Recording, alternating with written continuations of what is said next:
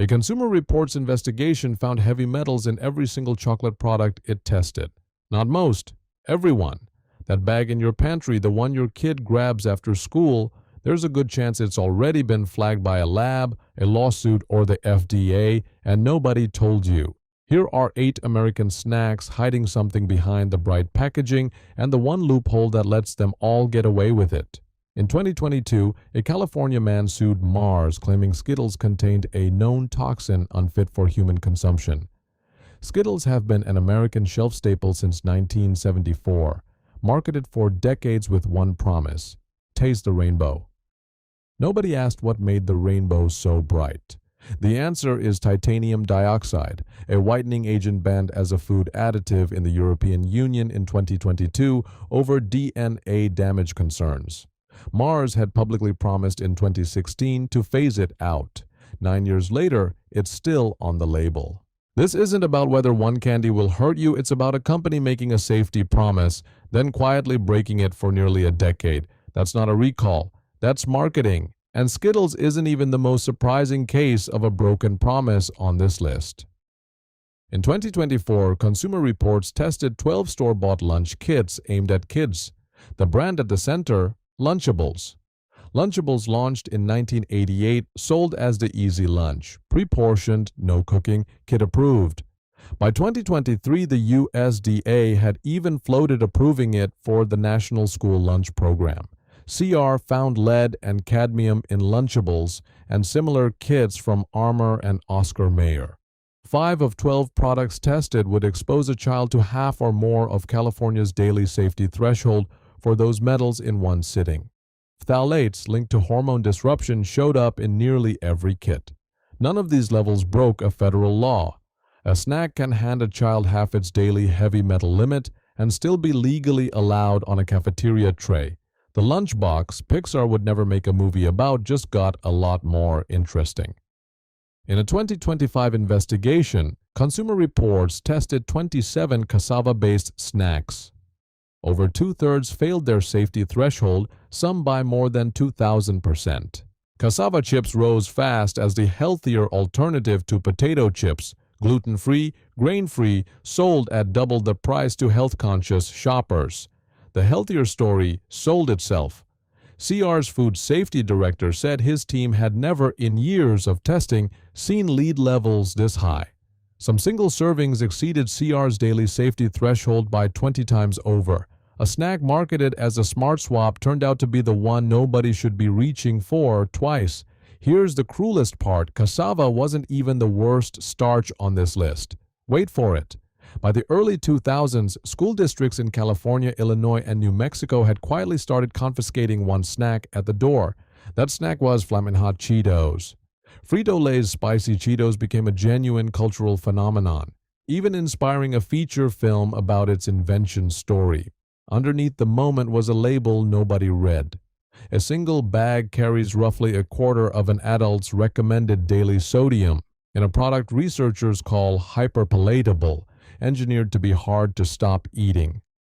In 2024, California lawmakers proposed banning it from public schools over synthetic dyes linked to hyperactivity in children.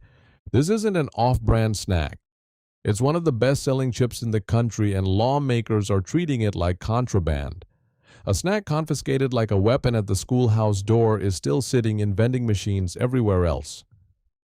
In October 2023, Consumer Reports tested 48 chocolate products from major retailers. Lead and cadmium turned up in every single one. Dark chocolate spent the last decade rebranding as the responsible dessert. Antioxidants, lower sugar, the good-for-you candy bar. Shoppers paid a premium for that reputation.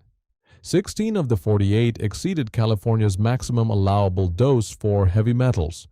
For 23 bars CR tested separately, 1 ounce a day put an adult over the safe threshold for lead, cadmium, or both. That healthy treat halo is doing a lot of work the chocolate itself hasn't earned. The candy aisle isn't the only place a health claim turned out to be a marketing decision. Consumer Reports found that snack puffs made for toddlers were, as a category, the most contaminated food products it tested. Worse than candy, worse than juice. Rice Puffs were marketed straight to parents as the safe, dissolvable baby-led weaning snack, leaning hard into organic labeling to win trust in a confusing aisle. Rice absorbs roughly 10 times more arsenic from soil than other grains. CR found arsenic in nearly every rice-based snack on shelves, alongside measurable lead and cadmium. The FDA set an arsenic limit for infant rice cereal. It has never set one for puffs, crackers, or any other rice snack. A government agency drew a safety line around one product, then left every other shelf in the same aisle unregulated. Keep that regulatory gap in mind. It's about to explain almost everything else on this list. In January 2025, the FDA banned a dye that had been sitting in American candy for over 50 years. The dye was Red No. 3. Red 3 gave thousands of products their cherry bright color. Candy, cupcakes, frosting, even maraschino cherries. The FDA pulled it from cosmetics in 1990 after it caused cancer in lab rats. Food and drinks kept it for another 35 years. The FDA didn't ban Red 3 over new evidence. The cancer data was from 1990. It banned the dye in 2025 because a legal petition finally forced action on what the science had shown for 3 decades. 35 years is not a safety review. It's how long a chemical can sit on a label before anyone bothers to act on what was already known. And the dye delay wasn't even the longest-running snack scandal in this list. For nearly a century, American snack food ran on one ingredient, partially hydrogenated oil. It went into crackers, cookies, frozen pizza, and nearly every shelf-stable baked snack in the country. These oils were marketed mid-century as the heart-healthy alternative to butter and lard. An entire generation told the swap to margarine was the responsible choice.